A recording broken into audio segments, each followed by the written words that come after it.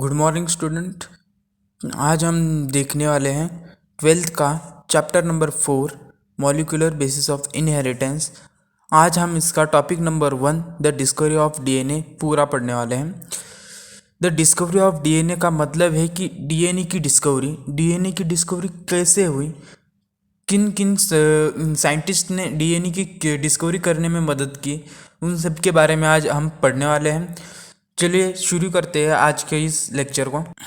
मैं बुक पढ़ के ये सारे एक्सपेरिमेंट नहीं बताने वाला हूँ, मैं एक स्टोरी बताऊँगा। इस स्टोरी से आपको ये एक्सपेरिमेंट समझ के लेना है। चलिए आज के इस लेक्चर को शुरू करते हैं। सबसे पहले हमने थर्ड चैप्टर में देखा था कि 1800 में मेंडल ने बताया, 1800 में मेंडल ने बताया था कि पेरेंट्स से चिल्ड्रन में जेनेटिक कैरेक्टर ट्रांसफ़र होते हैं।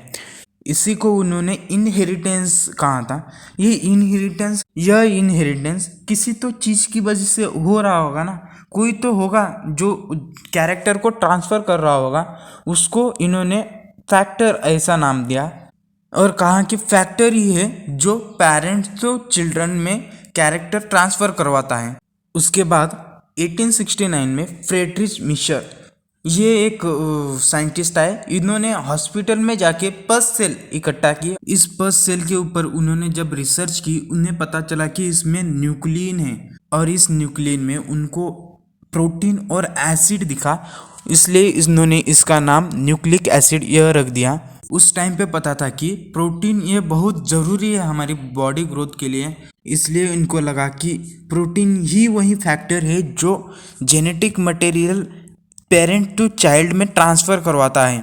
पर बाद में पता चला कि न्यूक्लिक एसिड में डीएनए और आरएनए ये दोनों भी होते हैं। डीएनए ये डबल स्टैंडर्ड होता है, इसलिए ये जेनेटिक मटेरियल ट्रांसफ़र करवा सकता है, बट आरएनए ये सिंगल स्टैंडर्ड होता है, इसलिए यह जेनेटिक मटेरियल ट्रांसफ़र करवा ही नहीं सकता।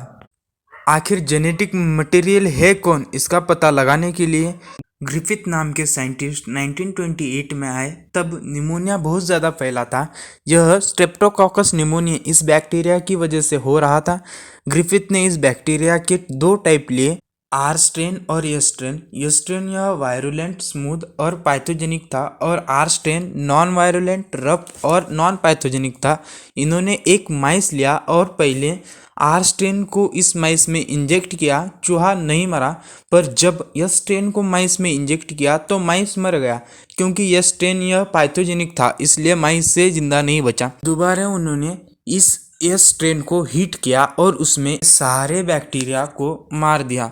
फिर माइस में इंजेक्ट किया तो माइस जिंदा था। फिर उन्होंने इस हीटेड यस स्ट्रेन और आर स्ट्रेन को मिक्स किया और माइस के बॉडी में इंजेक्ट किया।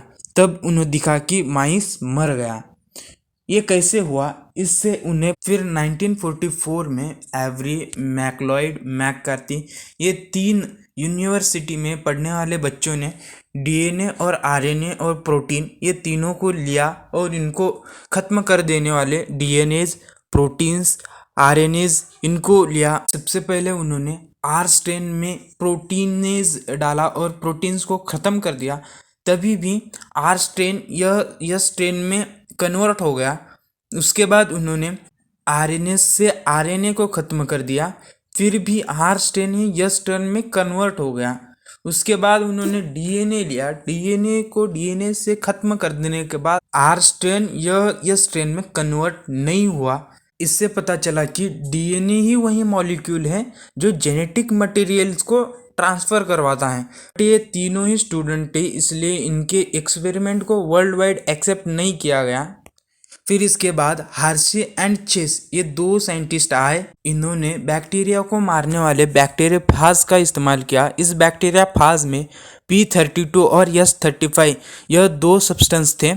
S35 यह प्रोटीन लेबल्ड था और P35 यह डीएनए लेबल्ड था।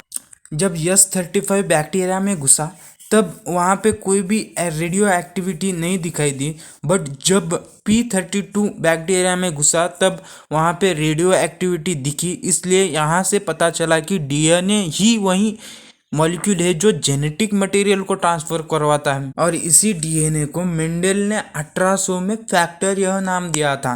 इसी के साथ यह वीडियो यहीं ख़त्म होता है। अगर आपको इन्फॉर्मेशन अच्छी लगी हो तो लाइक करना, शेयर करना, सब्सक्राइब करना और अपने फ्रेंड्स को भी इस चैनल के बारे में बताना।